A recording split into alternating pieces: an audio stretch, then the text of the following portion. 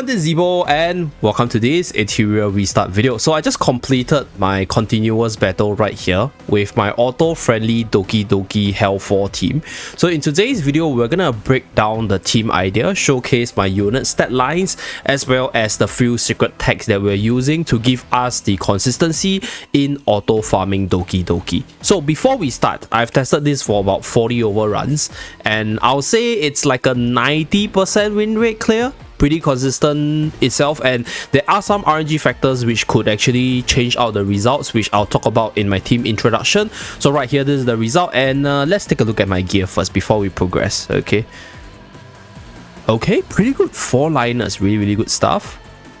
Okay, we have a speed stats here. 3 line is not bad. Okay, so that's for the runs itself. Okay, but now let's talk about the team and showcase a few runs on auto. So for this team, it's pretty similar to the team that I ran on manual, but I think with much more stats as well as optimization in terms of my shells.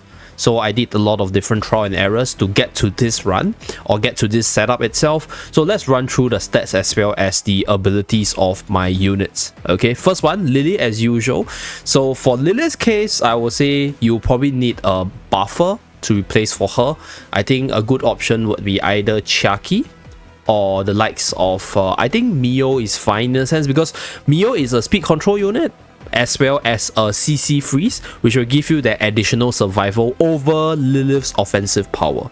So you either freeze the opponent to buy yourself more time to do damage, or right, you just do a lot of damage and, you know, have your carry hit the units down as fast as possible with Lily. So in Lily's case, I think either Chiaki or Mio is a good option. So this will be the substitute. So for mine, this is the stat lines. Okay, so we are using Artisan on Lily right here because Lily is really fast, right? She's able to actually run through the turn meter super duper fast, and this allows her to actually proc the Artisan ability a lot more frequently and give us that much needed shielding to minimize the potential of being sniped off. So any units being sniped off here will actually break our combo, and then if we don't, we get sniped off before the second wave itself, yeah, we will just die there because the subsequent damage output from the second wave will just kill each and every one of my units.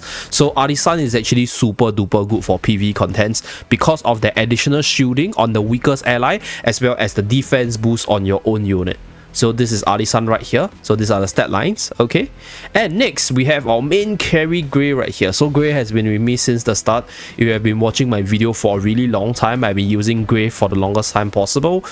Being my strongest holo carry right now before I pull for Hoyen later, this unit is pretty good AoE wise as well as team damage buffing wise with the crit rate up for the whole team. The ability for Grey to have really low cooldown skills allows his skill to actually spam really well, and this gives me that really good consistency to wave clear the multiple minions on this map. So that's for Grey.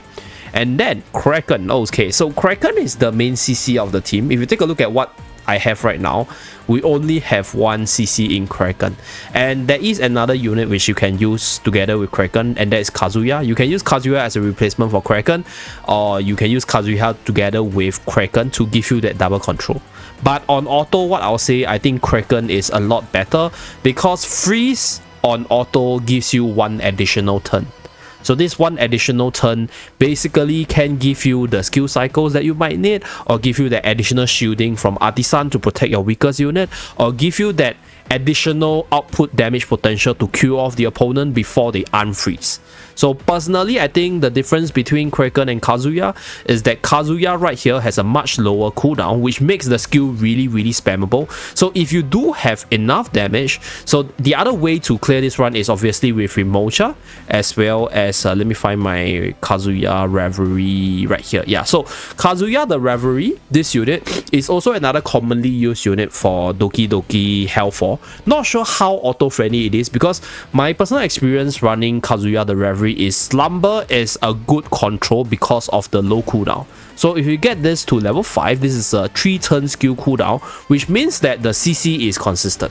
So if you are able to CC the opponent and have enough AoE burst in the form of Rimocha and Grey together, then I think Kazuya Reverie with 2 supports as well as 2 CCs would be a comp you can use as well. So the difference between Slumber and Freeze is that Freeze gives you one more turn. Because you freeze the opponent, they have to take one turn to unfreeze. Whereas for Slumber, what will happen is you sleep everyone, and then you get a control onto the opponent to remove the damage reduction. But if your units actually hit them, but you don't kill them, they will actually be un-CC'd. So that's the difference between Kazuya as well as Kraken. So personally, I prefer Kraken because I'm using Grey. I don't think I have like super duper strong double damage output potential. So that's why my Kraken is my main CC. So the tech that I use on Kraken is actually Halloween right here. Because the problem with Kraken previously was that 4-turn cooldown is actually really long. Usually with my Grey's damage output, I'm able to finish the opponent somewhere around like the 2 to 3 turn mark.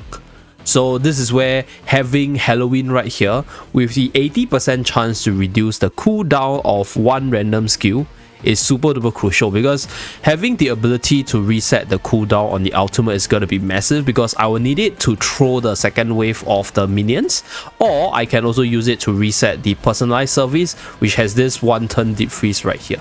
So that is the Halloween tag with Kraken for my control. And as usual, we have Freya for the buff debuff. And then we have Marvel right here for some speed control as well as turn meter up. So I'll say for this team itself, Grey can be replaced with any good DPS. Messiah with Mocha, I think it's okay. Lily can be replaced with Mio, Chiaki. I think Mio is an amazing option because of the double CC, double freeze. Having another wave of CC can help you reduce the damage reduction on the units more consistently. For Marvel's case, same thing, Mio, Kazuya Reverie. So instead of speed control, you can go for like raw control, having more CC. So you can run both Kazuya and Kraken together over Marvel and Kraken, but my Marvel's more stacked up, so he has more damage, and at the same time his skills has a lower CD. So this one gives us the ability to reduce the turn of the enemies and then give the effect resistance down so that our Kraken CC actually goes through. So that's the team idea. Okay, so right now let's run through the replay and then we talk about the different RNG factors that could change the run. So this run is very consistent in most cases. The targeting priority goes something like this. You want to deal with both the security guard A and B first, and then deal with the tankier Andrew A and B. For wave 2, you want to deal with elite generosity A, B, either one of them first, followed by the Muta Janice A, B, and lastly the elite Valor. So this is because these two hits harder. You want to kill them first in case your Kraken freeze doesn't go through, right? There's this possibility, so you want to kill them first so that you reduce the damage output and have the shielding from Lily to cover your weakest unit so that your combo chain keeps on going, and then just deal with this guy the last. Yeah, so that's the idea. Okay, so for this team, Kraken will start off the fight with a CC, right? So right here, so you need to tune the effect resistance of your Kraken high enough such that the CC hits consistently. So just now, do you guys see my Halloween just swing the stuff right here? This gave me a reduction in, I can't actually slow down this fight, but this gave me a reduction in my Kraken skill right here. Okay, so you can see the ultimate going to the cool 2-turn CD. So this reduced the ultimate by 1 turn and time it just right that I'm able to actually use Kraken skill by the time I kill the very first wave. So previously I had this issue of getting to Kraken skill to consistently finish off and freeze the second wave. So right here we kill off and we have Kraken skill on cooldown. So my Lily right here will give the speed buff, Grey goes in. Okay, Freya uses a skill. So our units are behind the summon. So this is where you need your defensive stats to survive in case the positioning is as such. You need to take 1 wave of damage. Okay, so Lily's taking a lot of damage, is fine. Right now we just need Kraken's freeze to go through to buy us 1 time for our skill to reset. Okay, so right here, really fortunate. Although the boss didn't get freeze, but it's fine because our Kraken still has 1 more single target freeze. Okay, so Marvel right here with the added security of pushing all the opponents back, and then Freya with the buff as well as the turn pushback buys us the additional time right here. So the consistency is not just our Kraken hitting the CC nicely on the second wave, but also the layers of protection, turn manipulation to buy us enough time in case plan A doesn't go through.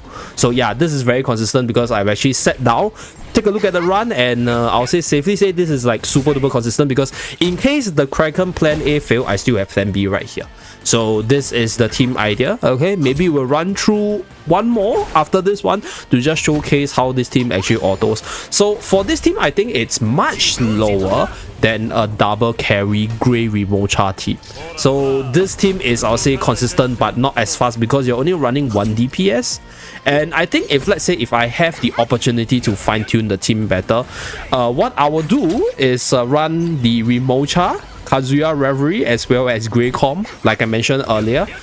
Get my Kazuya Reverie to level 5 third skill for the lower cooldown, and then I just spam the CC and have my green units blast down the enemies. So that will be the idea for a faster auto clear. Okay, one more thing before we move on to showcase like other teams in general.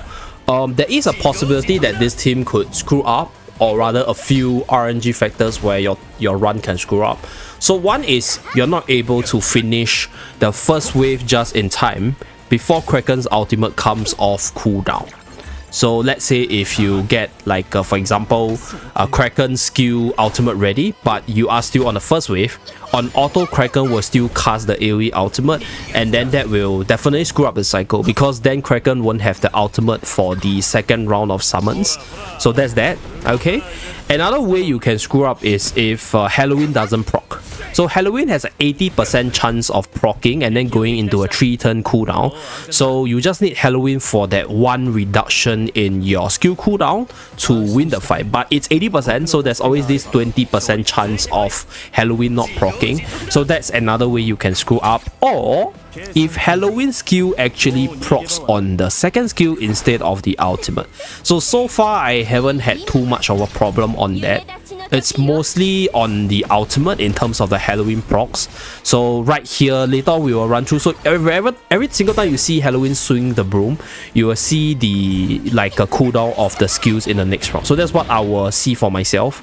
So right here, Grey, Freya use a skill. Okay. Bam. Okay, so now we go into Kraken right here.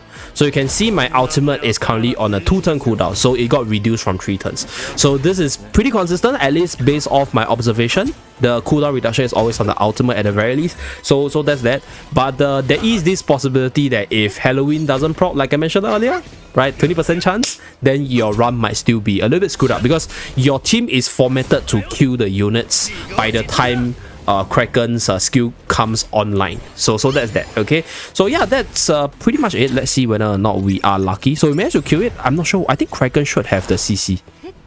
Oh yeah, this, if let's say if I am not, I think yeah, we should have the CC. Yeah, so right here. So oh yeah, one more thing, if your team actually kills off the summon too fast, that could also screw up the run, right? So damage tuning is important. Your Kraken CC or your Kazuya Reverie CC is important, and then obviously whatever control sustain to give you that reduction in your variable is important as well. Okay, so that's with regards to the auto run. And to end off the video, let's take a look at what are some of the current fastest teams and talk about the viability of this team on auto. So first team first, right? I think this team is definitely very viable. Number 41 right here with the skill meter up, as well as the single target heal to target heal the allies. Okay, Remocha as well as Grey as the double carry to bring down the wave ASAP.